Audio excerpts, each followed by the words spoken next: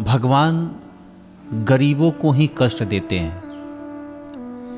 ये बात सामान्य है, लोग जानते हैं कि ये गरीब है उसी को कष्ट आता है ज़्यादा। तो भगवान गरीब को कष्ट क्यों देते हैं? मेरा मानना है कि भगवान गरीब को कष्ट इसलिए देते हैं ताकि वो मजबूत बन जाए।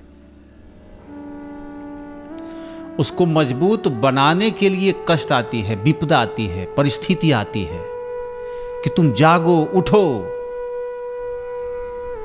एक कथा है कि 4 भाई थे, चारों हट्ठे कट्ठे बलिष्ठ थे और चारों घर पे रहते थे।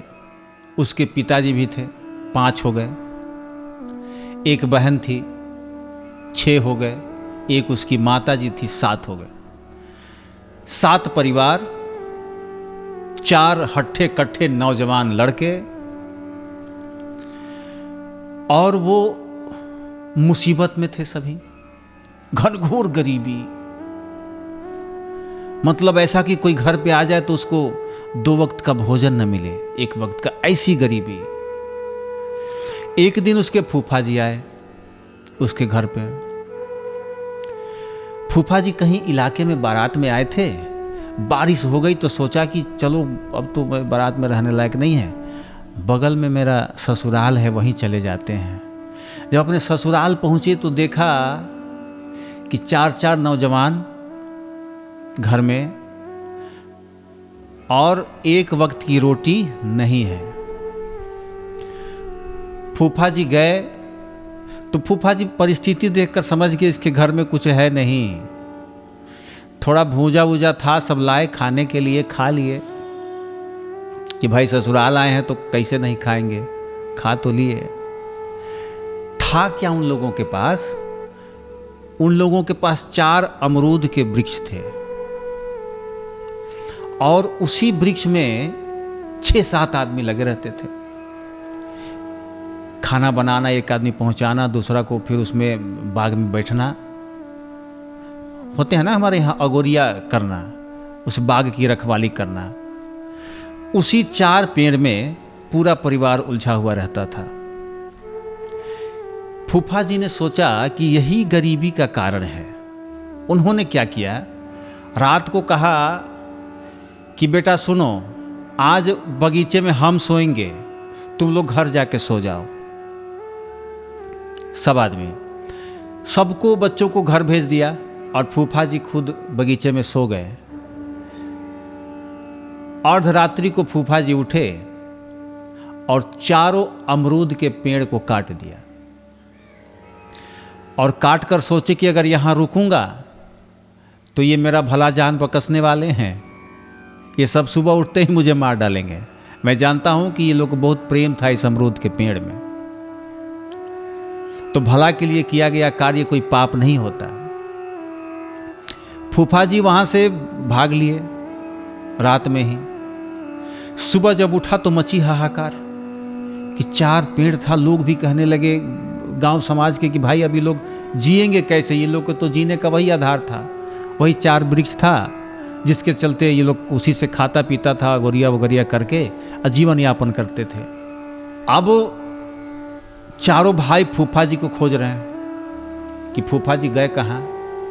आज फूफा जी मिल जाए तो बताएंगे, देखो हम लोगों का आहार था, सब आदमी का जीने का सहारा था, उसको फूफा ने काट दिया। वो फूफा है कि कसाई है?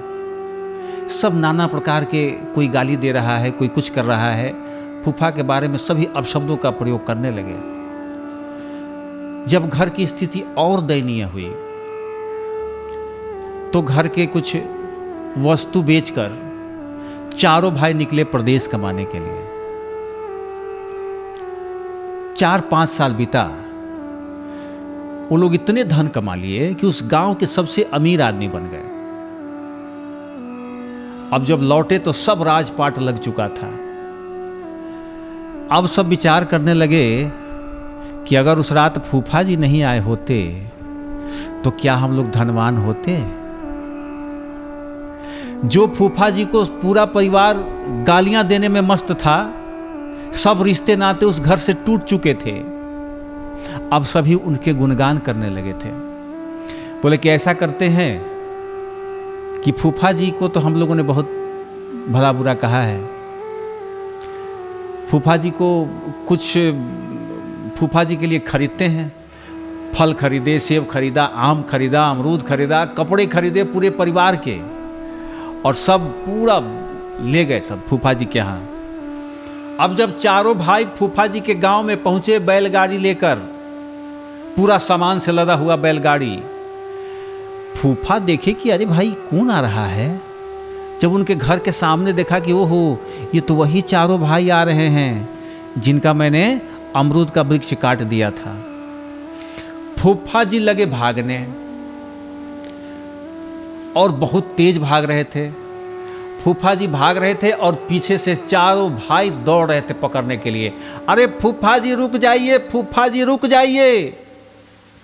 अब फूफा जी रुकने के बजाय और भागे जा रहे हैं। अंततः बूढ़ा आदमी थे, फूफा जी कहाँ तक भाग पाते। उन्हें चारों ने मिलकर फूफा जी को पकड़ लिया, और फूफा जी ने सोचा था कि ये अब तो हमारा करेंगे सब बढ़िया से मरम्मत आज। लेकिन हुआ उसके उल्टा कि चारों ने फूफा जी का पैर पकड़ लिया और कहा कि फूफा जी आप तो मेरे लिए भगवान हैं। अगर उस दिन आप अमरूद के वृक्ष को नहीं काटे होते तो हम लोग आज भी उसी अवस्था में जी रहे होते। आपने हमारा जीवन बदलने का काम किया है।